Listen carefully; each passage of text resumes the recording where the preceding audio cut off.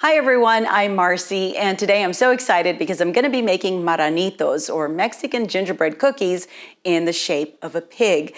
They take me back to my childhood. They're also known as puerquitos or cochinitos, but they're delicious by any name. First, do me a favor, hit that subscribe button because that helps grow my channel, and let's get baking.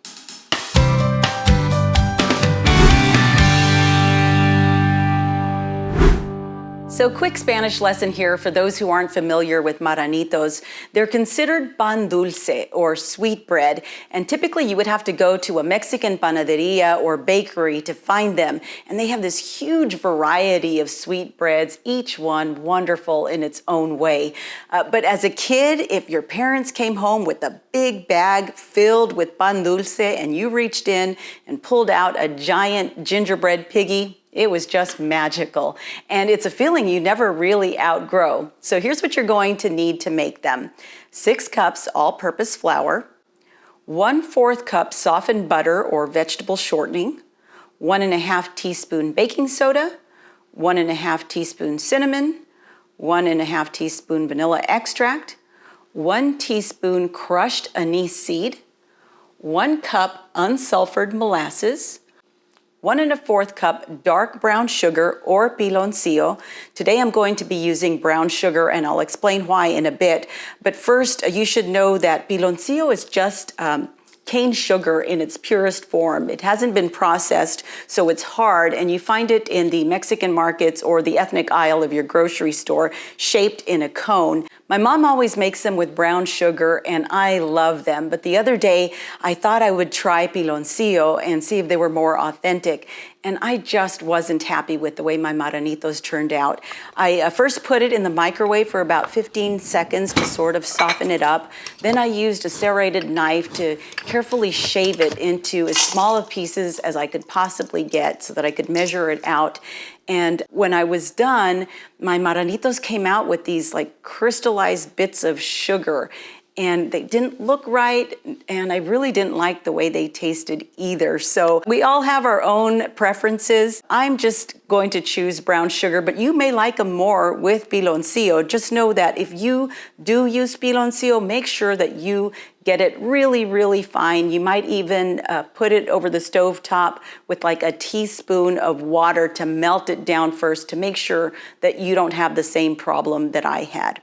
All right, so that said, you'll also need 2 eggs. One of them we'll be using for an egg wash.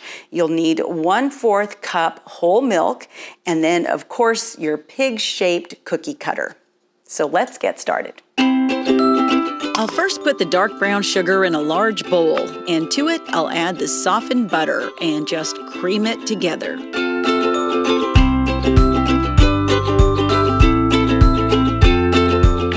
Then I'll take the anise seed and grind it up just a bit. I use my rolling pin for that. Now I can add it to the sugar and butter mixture. I'll add the baking soda and the cinnamon, and just continue to cream it together until it forms almost like a paste. Now I add the remaining ingredients, being careful to mix after each one. In goes the molasses,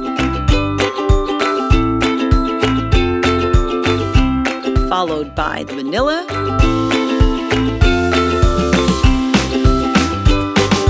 then 1 egg,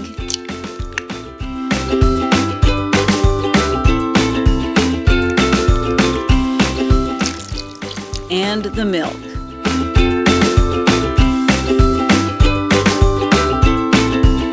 When it's well combined, we can finally start adding the flour. And you'll want to do this gradually, again, mixing as you go.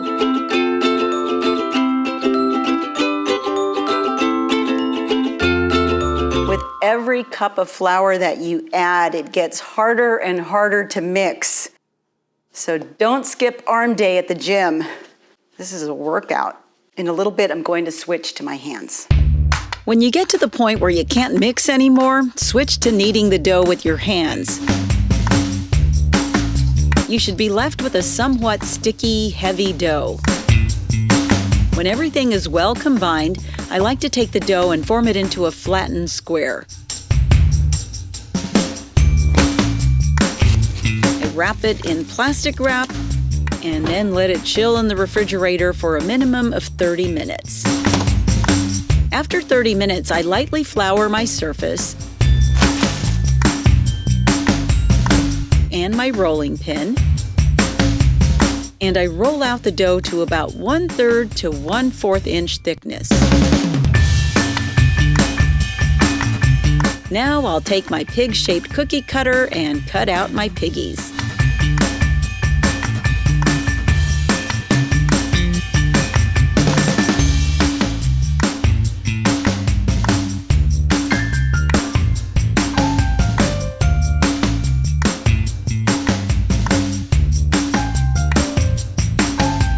Carefully lift and place them onto my cookie sheet that has been lined with parchment paper and continue on with the rest. Be sure to take the leftover dough and knead and roll it out again until all of it has been used up.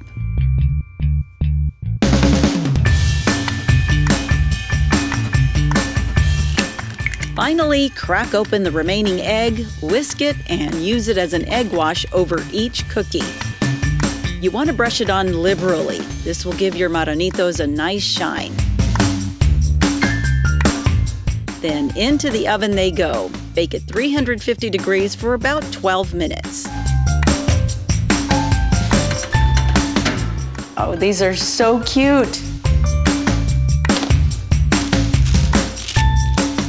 I was able to get exactly 2 dozen from this recipe using my 5-inch cookie cutter. The ones that you find at the bakery are typically a little bigger, but I'm still thrilled with the way these turned out. They look exactly the way they're supposed to look, and they smell amazing. Now, my favorite way to eat these is to dunk them in milk, but I'll spare you from seeing that, and instead I'll just break one open so you could see it up close.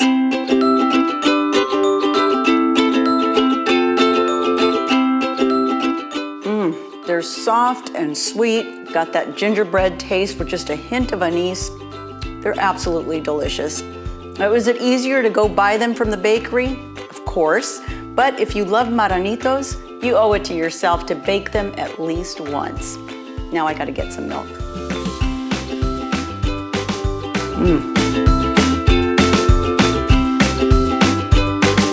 Thanks so much for checking out this video. Be sure to give it a thumbs up and subscribe if you haven't already. I post one new recipe every week. You can also follow me at Marcy Inspired on Instagram and Facebook. Until next time, blessings from my kitchen to yours.